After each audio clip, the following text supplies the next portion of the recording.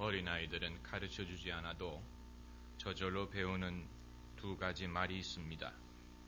첫째는 싫어라는 말입니다.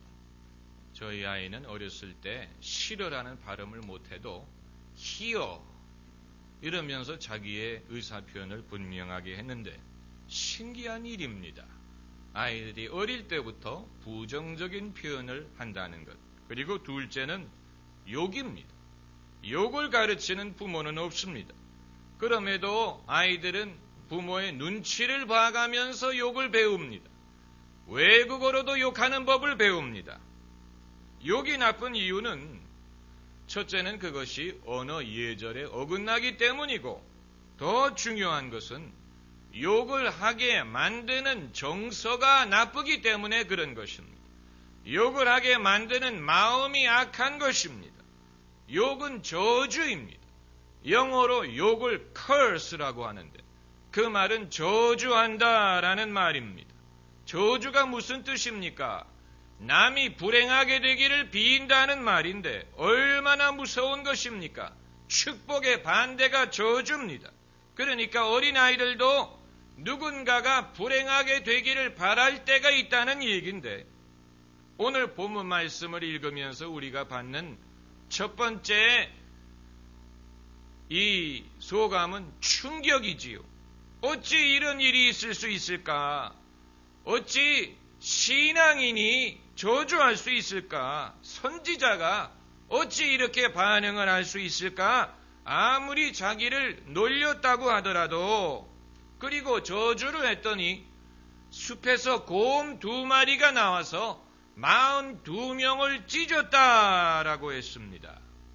성경이 이것을 기록한 이유는 이것이 잘했다고 말하기 위한 것도 아니고 이것을 흉내내라고 말하기 위한 것도 아닙니다. 다만 이런 일이 있을 수 있다는 것을 말하기 위한 것입니다. 이런 일이 있었다는 것을 말하기 위한 것입니다. 그것이 중요한 것입니다. 우리가 엘리사를 본받으려고 하는 것은 아니지만 여기에도 우리에게 주시는 메시지가 있습니다. 엘리사는 하나님의 사람, 거룩한 사람입니다. 그러나 거룩한 사람이라고 해서 반드시 성자와 같은 것은 아니에요. 성자와 같다는 말이 도대체 무슨 뜻입니까? 우리는 착한 사람을 보면 천사표다, 천사와 같다라고 말을 하는데 그건 진짜 천사를 못 봤기 때문에 그런 것입니다. 성경에 등장하는 천사들을 보면 무섭게 생겼고 칼을 들고 다닌다, 큰 칼을 들고 있다라고 했습니다. 그렇기 때문에 천사가 나타날 때마다 첫 번째 하는 말이 두려워 말라는 말입니다. 그렇기 때문에 정말 천사와 같은 사람은 착하고 의로운 것뿐만이 아니고 때로는 무서울 수도 있고 그리고 영적인 권세를 가지고 있는 사람입니다. 오늘 본문 말씀을 살펴보면 젊은 아이들이 성에서 나왔다라고 했는데 어린아이들은 아닌 것 같고 10대 후반의 청소년이었다고 생각이 됩니다. 그러니까 오늘날로 치면 불량 청소년이라고 할 수 있습니다. 이것은 당시의 세대 갈등을 보여주는지도 모릅니다. 엘리사는 나이가 많고 이들은 나이가 어리고, 엘리사는 기존 질서를 반영하고 이들은 기존 질서에 반항하는 어린 사람들의 정서를 보여준다고도 할 수 있습니다. 그리고 엘리사가 대머리였던 것 같습니다. 그래서 이들이 엘리사를 놀리면서 하는 말이 대머리여 올라가라, 대머리여 올라가라 라고 말했습니다. 이것은 엘리야 선지자가 승천한 것에 빗대어서 하는 말입니다. 엘리야가 올라갔으니 대머리야 너도 올라가라, 이런 말인데 이것은 엘리사 개인에 대한 조롱인 것뿐만이 아니고 하나님이 하신 일에 대한 조롱인 것입니다. 웬만하면 엘리사가 못 들은 척하고 지나갔을 것입니다만 이 순간에는 지나가지 않고 돌이켜 저희를 보고 여호와의 이름으로 저주했다라고 했습니다. 이것이 개인 화풀이가 아닌 것을 어떻게 알 수 있느냐 하면은 여호와의 이름으로 저주했기 때문입니다. 이것은 여호와 하나님을 욕되게 하는 이 아이들을 여호와의 이름으로 심판한 것입니다. 그렇기 때문에 여호와의 이름으로 저주한 것입니다. 그냥 방치했다가는 하나님을 욕되게 하는 정서가 이스라엘에 퍼지게 될 것이었기 때문에 마치 베드로가 아나니아와 삽비라를 심판한 것처럼 같은 경우가 되는 것입니다. 그랬더니 곧 수풀에서 암콤 둘이 나와서 아이들 중에 42명을 찢었다라고 했습니다. 즉시 결과가 나타났습니다. 여러분, 하나님의 사람의 축복에도 효험이 있는 것처럼 저주에도 효험이 있다는 것을 보여주는 것입니다. 얼마나 무섭습니까? 서부 아프리카에 부흥운동이 일어날 때 윌리엄 와데 해리스라는 흑인 복음 전도자가 있었습니다. 그는 약간 기인이었습니다. 수염을 기르고 다니고 긴 전통 아프리카 의상을 입고 다니고 한 손에는 십자가 지팡이를 들고 한 손에는 성수가 들어있는 병을 들고 다녔습니다. 그는 천사 가브리엘이 자기에게 나타나서 복음을 전할 것을 지시했다고 말했습니다. 해리스의 설교를 듣고 많은 사람들이 예수님을 믿고 많은 기적이 일어났는데 그는 특별히 과거에 섬기던 우상을 태워버리고 회개할 것을 명했습니다. 그런데 사람들 중에 우상을 태워버리지 않고 몰래 땅에 묻어놓고 세례를 받는 사람들이 죽는 일이 일어났어요. 그리고 해리스의 사역을 방해하는 관리들 중에 죽는 사람들이 생겨났습니다. 그래서 사람들이 두려워했어요. 사람들이 무서워했습니다. 이 무서움은 경건한 무서움입니다. 하나님이 정말 계시다는 것을 보여주는 무서움이, 우리가 예수님을 건성으로 믿어서는 안 되겠구나, 내가 정말로 회개하고 주님을 믿어야 되겠구나 하는 무서움이, 여러분 오늘날 우리 사회에 좀 더 이런 경건한 무서움이 필요로 합니다. 사도행전을 보면 사람들마다 무서워하는데 이런 표현이 나와요. 오늘날 우리가 함부로 죄를 짓는 이유는 하나님을 경외하는 두려움이 없기 때문에 그런 것입니다. 미국에서도 20세기 초에 큰 부흥사였던 모디카이 햄이란 사람이 있었습니다. 빌리 그레함이 그의 설교를 듣고 거듭났습니다. 그런데 모디카이 햄의 집회를 의도적으로 회방을 놓는 여자들이 있었다고 합니다. 그가 참고 참아도 그의 집회에 나타나서 회방을 놓는데 어느 날 모디카이 햄이 더 이상 참지 못하고 집회 중에 그들에게 선포했습니다. 너희들이 내일 아침에 해 뜨는 것을 보지 못할 것이다. 그런데 그들이 비웃으면서 집회를 나가더래요. 그런데 그 여자들이 사는 집에 그날 밤에 불이 나서 정말로 그 다음날 해 뜨는 것을 보지 못했다는 것입니다. 여러분, 엘리사가 어린아이들을 저주한 것, 젊은 아이들을 저주한 것도 같은 경우라고 생각하면 됩니다. 이 일이 일어난 다음에 사람들이 어떤 식으로 반응을 했을 것 같습니까? 성경이 침묵을 하고 있기 때문에 우리가 알 수 없지만 충분히 상상이 됩니다. 소문이 삽시간에 퍼졌을 것입니다. 사람들이 두려워했을 것입니다. 하나님이 정말로 계시는구나. 내가 하는 말을 하나님이 들으시는구나. 내가 이해하지 못하는 일에 대하여 내가 함부로 입을 열어서는 안 되는구나. 그리고 엘리사 선지자의 영적인 권세가 증명이 되었을 것입니다. 사람들마다 엘리사를 존경했을 것이고 다시는 그의 대머리에 대해서 언급하는 사람이 없었을 것입니다. 그러니까 엘리사는 이 한 번의 일을 통해서 이스라엘의 군기를 잡은 것입니다. 영적인 군기를 잡은 것입니다. 하나님을 믿으라. 하나님을 욕되게 하지 말아라. 하나님을 순종해라. 믿음으로 살아라. 영적인 군기를 잡은 것입니다. 여러분도 누군가를 저주하고 싶을 때가 있으십니까? 저주까지는 아니더라도 미워하고 욕하고 싶을 때가 있지요.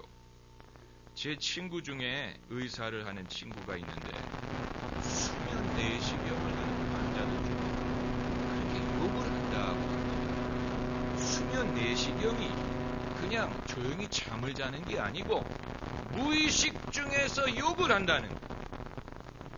그 이유가 뭐겠습니까? 사람의 무의식 속에 미움이 차 있다는 것을 보여줍니다. 평소에는 욕을 안 해요. 평소에는 멀쩡해요. 그런데 무의식 중에 그 마음속에 가득한 것이 입으로 나오는 것입니다. 반대로 성령 충만한 사람은 아마 수면 내시경을 하는 동안에도 기도할 것입니다. 방언을 하든 하나님을 찬양하든 결국은 우리 속에 있는 것이 나오게 돼 있습니다. 그걸 숨길 수 없습니다. 무의식 중에라도 그것이 나옵니다. 네, 잠꼬대를 통해서라도 나올 수가 있습니다. 그러면 우리가 엘리사를 흉내내 볼까요? 그건 안 됩니다. 여러분, 우리는 저주할 수 있는 권리가 없습니다. 하나님이 그것을 우리에게 허락하지 않습니다. 예수님은 분명히 말씀하셨습니다. 너희를 저주하는 자를 위하여 축복하며 너희를 모욕하는 자를 위하여 기도하라. 이것은 우리가 성인 군자가 되어야 가능한 것이 아니고 이것이 우리에게 유익한 것입니다. 넬슨 만델라가 한 말이 우리는 용서하는 법을 배우기 전까지는 결코 자유하지 못하다. 정말로 맞는 얘기예요. 용서하는 법을 배우기 전까지 우리는 노예에 붙들려 있습니다. 미움이든 더러움이든 추함이 우리를 다스리는데 이것을 떨쳐버릴 수 있는 길은 용서하는 것입니다. 그렇기 때문에 주기도문에도 용서라는 말이 나오는 것입니다. 우리에게 죄 지은 자를 사하여 준 것 같이 우리 죄를 사하여 주옵시고 우리에게 죄 지은 자를 사해 준 것 같이 용서해 준 것 같이 용서는 천국의 용어입니다. 반대로 저주는 지옥의 용어입니다. 저주는 이방인들이 하는 것입니다. 여러분, 예수님은 아무도 저주하지 않았어요. 예수님이 저주하신 것은 하나밖에 없습니다. 열매 맺지 못하는 무화과 나무. 무화과 나무가 열매 맺지 못하는 것을 보고 저주하셨어요. 다시는 사람이 내게서 열매를 따먹지 못하리라. 그랬더니 그 무화과 나무가 뿌리부터 말랐다 그랬는데, 그러나 무화과 나무는 저주하셨지만 예수님은 아무도 저주하지 않고 오히려 그들을 위해서 기도하셨습니다. 아버지여, 저들의 죄를 사하여 주옵소서.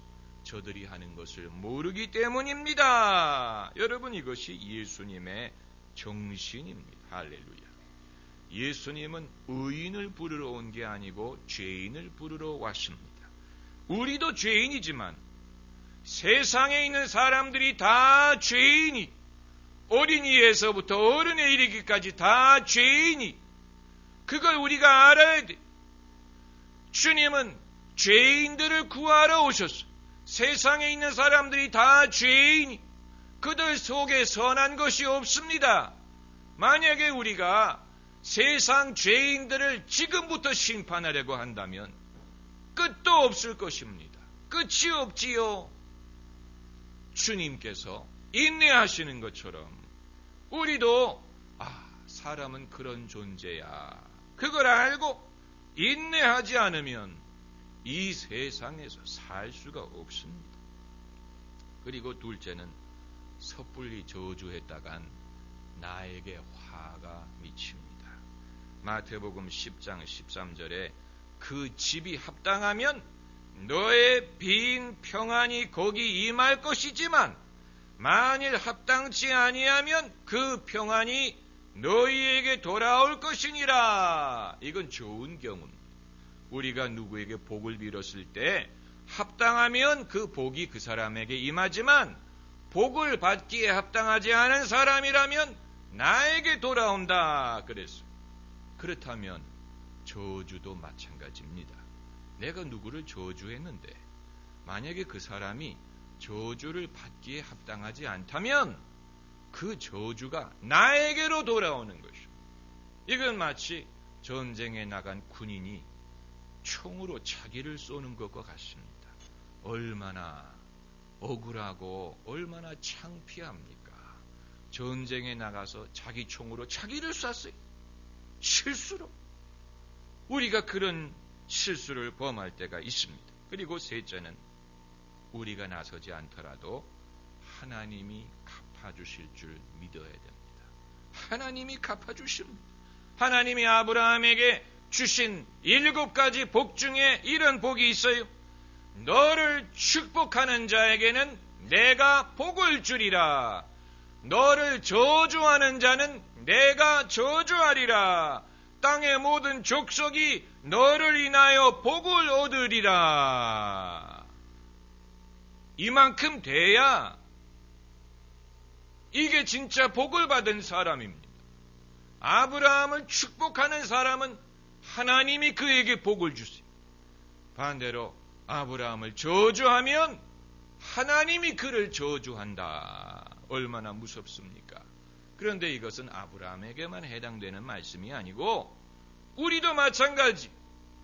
우리도 믿음으로 살면, 하나님과 동행하면서 살면, 제가 지난주에 문자 메시지를 들은 말씀을 실천하면 전에 모르던 하나님의 능력을 경험할 수 있습니다. 이 메시지를 받으시고 답장을 보내신 분들이 계십니다.